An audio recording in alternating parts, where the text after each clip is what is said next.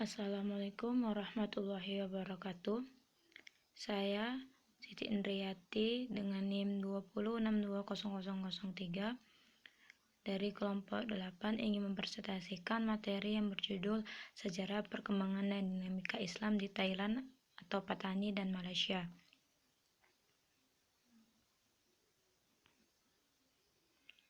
Bab 1. Pendahuluan. Latar belakang. Thailand merupakan salah satu negara di antara negara-negara di kawasan Asia Tenggara.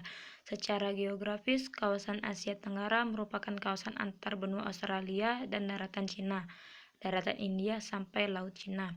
Dengan begitu, Thailand cukup mudah untuk dijangkau para pelancong dari zaman ke zaman untuk mencari penghidupan maupun penyebaran agama.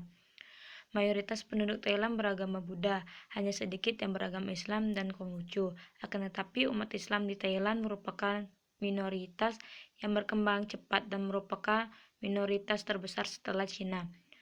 The Muslims are a significant minority group in Thailand. Malaysia merupakan kerajaan federasi di Asia Tenggara yang terdiri dari 11 negara bagian: Kedah, Perlis, Pulau Penang, Kelantan, Terengganu, Pahang, Perak, Selangor, Malaka, Johor, atau seluruhnya terletak di Semenanjung Malaka, Sabah serta Sarawak atau di Kalimantan Utara. Dengan dua wilayah persekutuan, Kuala Lumpur dan Labuan, kerajaan Malaysia mempunyai luas 338.000 km kuadrat dengan jumlah penduduk 32.365.999 jiwa dengan persentase sekitar 60% Muslim. Agama resmi di negara ini adalah Islam, tetapi agama lain seperti Buddha, Konghucu, dan Kristen boleh dianut dan diamalkan. Mata uang Malaysia adalah ringgit Malaysia. Rumusan masalah: apa sejarah perkembangan dan dinamika Islam di Thailand? Apa sejarah perkembangan dan dinamika Islam di Malaysia? Mengetahui sejarah perkembangan dan dinamika Islam di Thailand. Mengetahui sejarah perkembangan dan dinamika Islam di Malaysia. Bab 2. Pembahasan. Sejarah perkembangan dan dinamika Islam di Thailand. A. Perkembangan Islam di Thailand. Thailand dikenal sebagai negara yang pandai menjual potensi peristiwa sekaligus sebagai salah satu negara agraris yang cukup maju di Asia Tenggara. Mayoritas penduduk Thailand adalah bangsa Siam, Tionghoa, dan sebagian kecil bangsa Melayu. Jumlah kaum muslim di Thailand memang tidak lebih dari 10% dari total 65 juta penduduk. Namun, Islam menjadi agama mayoritas kedua setelah Buddha. Proses masuk Islam di Thailand dimulai sejak kerajaan Siam mengakui kerajaan Patani Raya, atau lebih dikenal oleh penduduk muslim Thai sebagai Patani Darussalam. Patani berasal dari kata Al-Fatani yang berarti kebijaksanaan atau cerdik, karena di tempat itulah banyak lahir ulama yang cendekiawan muslim terkenal. Berbagai golongan masyarakat dari tanah Jawa, banyak pula yang menjadi pengajar Al-Quran dan kitab-kitab Islam berbahasa Arab Jawi. Beberapa kitab Jawi sampai saat ini masih diajarkan di beberapa sekolah muslim dan pesantren di Thailand Selatan. Perkembangan Islam di Thailand semakin pesat saat beberapa pekerja muslim dari Malaysia dan Indonesia masuk ke Thailand pada akhir abad ke-19. Saat itu mereka membantu kerajaan Thailand membangun beberapa kanal dan sistem perairan di Krongkit, Mahanakhon, sekarang dikenal sebagai Provinsi Bangkok.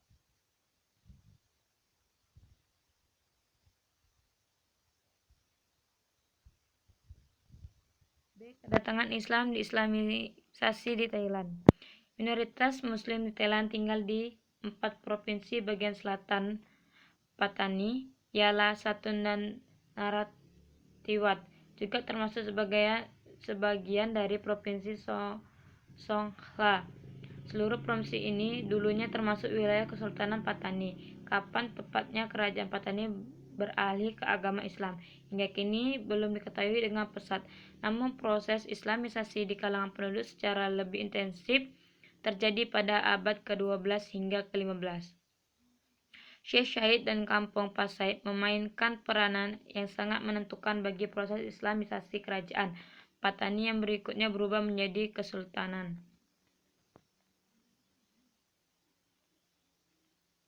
C. Bukti peninggalan Islam di Thailand. Sebagai bukti bahwa ada sejarah masuknya Islam di Thailand adalah dengan ditemukannya bukti-bukti peninggalan Islam. Adapun bukti maksudnya Islam di tanah Thailand adalah: 1. Batu nisan yang bertuliskan Arab di dekat kampung Teluk Cik Munah, Pekan Pahang yang bertepatan pada tahun 1028 Masehi. 2. Masjid Jawa yang didirikan oleh komunitas warga muslim suku Jawa Indonesia yang bekerja di Thailand. 3. Kanal dan sistem perairan di Krung Thep Mahanakhon, sekarang dikenal sebagai Provinsi Bangkok, yang merupakan bangunan yang dibangun oleh pekerja muslim dari Malaysia dan Indonesia yang masuk ke Thailand pada akhir abad ke-19. 4. Kitab-kitab Islam berbahasa Arab Jawi yang saat ini masih diajarkan di beberapa sekolah muslim dan pesantren di Thailand Selatan. 5. Lukisan kuno yang menggambarkan bangsa Arab di Ayutthaya, sebuah daerah di Thailand, dan juga keberhasilan bahasa Arab dalam mendirikan daulah Islamiyah. 6. Ditemukan bahwa terdapat nama-nama ulama sufi terkenal sebagai penyebar Islam. Di antaranya adalah Syekh Syaifuddin Ahmad Ad-Dajjani Al-Qushayshi. Beliau adalah seorang keturunan Abbas bin Abdul Muttalib atau paman Nabi Muhammad SAW. D. Dinamika pelaksanaan hukum Islam di Thailand. Berbicara tentang pelaksanaan hukum Islam di Asia Tenggara, meniscayakan kita untuk melihatnya secara kronologis dari waktu ke waktu selain melihat pelaksanaannya secara geografis di beberapa negara di Asia Tenggara. Secara kronologis tidak mesti dilihat pada periode prakolonialisasi, periode kolonialisasi, dan periode pasca kolonialisasi.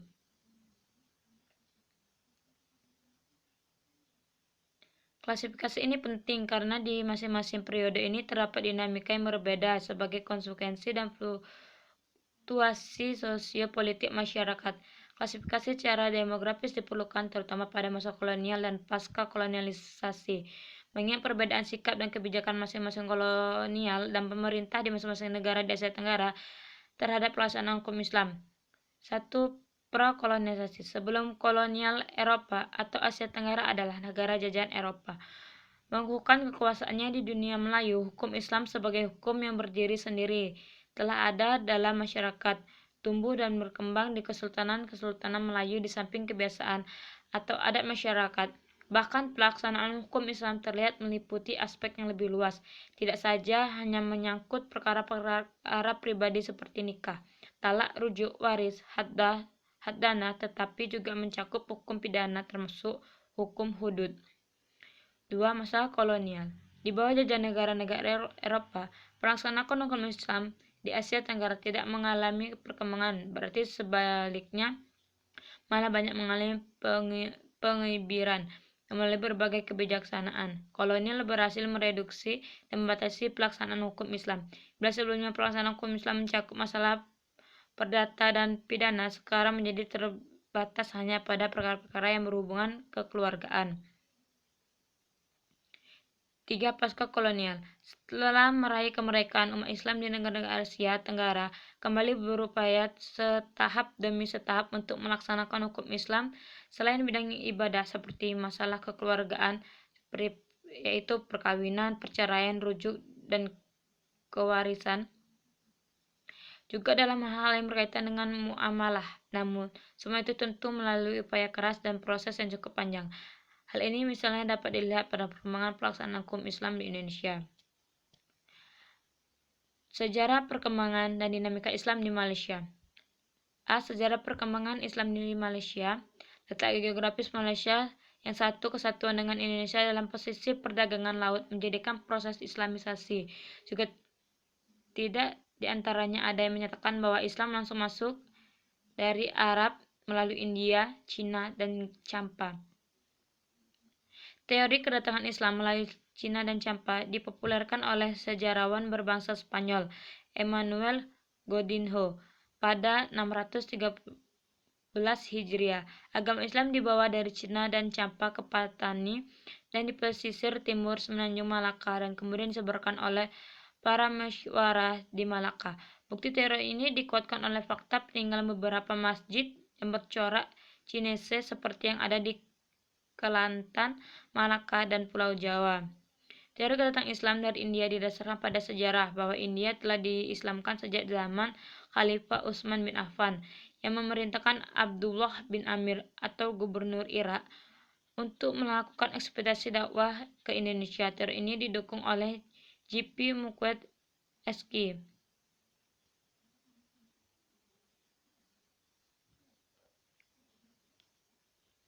B. Dinamika Islam di Malaysia. Kuatnya nuansa yang etos Islam di Malaysia dapat dilihat terutama sejak kebangkitan Islam pada tahun 1970-an dan mencapai puncak di tahun 1998-an. Hal ini dapat dibuktikan adanya pada tahun 1978 deklarasi pemerintahan untuk merevisi sistem hukum nasional agar selaras dengan hukum Islam. Pada tahun 1980, deklarasi pemerintah untuk merevisi model dan sistem ekonomi menjadi model Islam. C. Pada tahun 1980 hingga 1982, penyediaan infrastruktur dan institut-institut Islam seperti Bank Islam, Asuransi Islam, Pengadilan Islam, Yayasan Ekonomi Islam, pembangunan sekolah, guru Islam, dan lain-lain. Dan perkembangan terakhir, dukungan pemerintah terhadap Islam dapat dilihat dari pembangunan secara besar-besaran Pusat Islam Putrajaya. Abdullah Ahmad Badawi menjabat sebagai Perdana Menteri sejak tahun 2004, juga menyuarakan pesan-pesan Islam. Hal ini ditunjukkan dari konsep pembangunan masyarakat agamis yang digagasnya, yang dikenal dengan istilah Islam Hadhari. 1. Islam sebagai identitas Melayu. Islam bagi orang Melayu bukan hanya sebatas keyakinan, tetapi juga menjadi identitas mereka dan menjadi dasar kebudayaan Melayu. 2. Posisi Islam dan konstitusi UU Negara Malaysia. Dalam konstitusi Malaysia, Islam diakui sebagai agama resmi negara. Pasal 3 ayat 1 menegaskan Islam the regulations of the federation, but other religions may be practiced in peace and harmony in any part of the federation. Islam adalah agama federasi, namun pada saat yang sama konstitusi UU memberikan beberapa beragama kepada komunitas non-muslim. Mereka berhak menjalankan agama mereka, memiliki kekayaan, mendirikan sekolah, menjalankan agama mereka.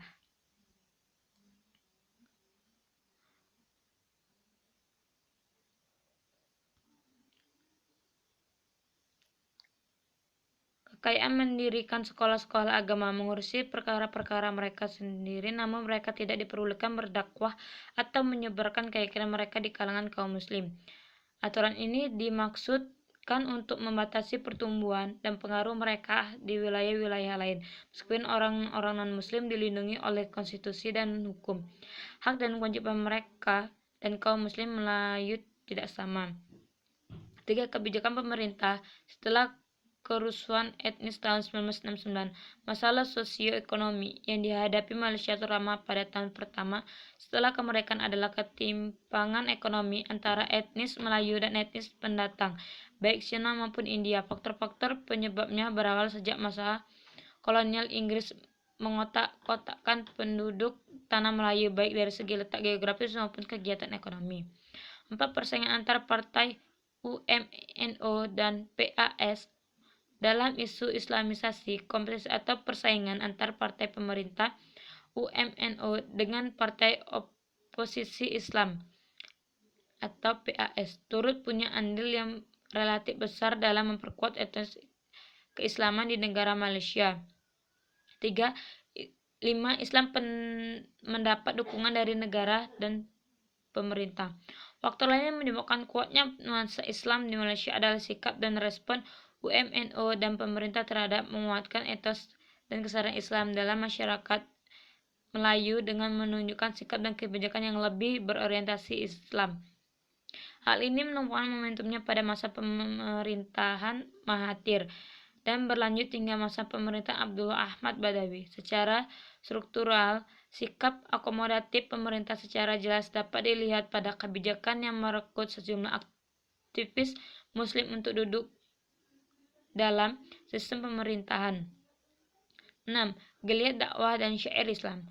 Untuk menghilangkan kekhawatiran dan ketakutan warga non-Muslim terhadap apa yang dibahaskan Matahir sebagai Islam fundamentalis, yang diantaranya menginginkan penerapan hukum Islam dan atau terbentuknya negara Islam di Malaysia. Maka untuk menetralisasikan gerak-gerakan fundamentalis tersebut serta untuk memandu dan mengatur aktivitas Islam, pemerintah pun mendirikan institusi-institusi Islam plat merah. Bab 3 penutup. Kesimpulan. Adapun kesimpulan dapat diambil dari sejarah perkembangan dan dinamika Islam di Thailand atau Patani dan Malaysia, diantaranya 1. Minoritas Muslim Thailand tinggal di 4 provinsi bagian selatan, yaitu Patani, Yala, Satun, dan Narathiwat, juga termasuk sebagian dari provinsi Songkhla. Seluruh provinsi ini dulunya termasuk wilayah Kesultanan Patani. Kapan tepatnya kerajaan Patani beralih ke agama Islam hingga kini belum diketahui dengan pasti. 2. Klasifikasi secara demografis diperlukan terutama pada masa kolonialisasi dan pasca kolonialisasi. Di sini dibagi 3 periode. A. Periode kolonial, B. Masa kolonial, C. Pasca kolonialisasi. 3. Konsep pembangunan masyarakat agamis yang digagasnya yang dikenal dengan istilah Islam Hadheri. A. Islam sebagai identitas Melayu. B. Posisi Islam dan konstitusi Undang-Undang Negara Malaysia. C. Kebijakan pemerintah setelah kerusuhan etnis tahun 1969. D. Persaingan antara partai UMNO dan PAS dalam isu Islamisasi. Islam mendapat dukungan dari negara dan pemerintah. F. Geliat dakwah dan syair Islam. Itulah makalah dari saya, kurang lebihnya saya mohon maaf. Saya akhiri, wassalamualaikum warahmatullahi wabarakatuh.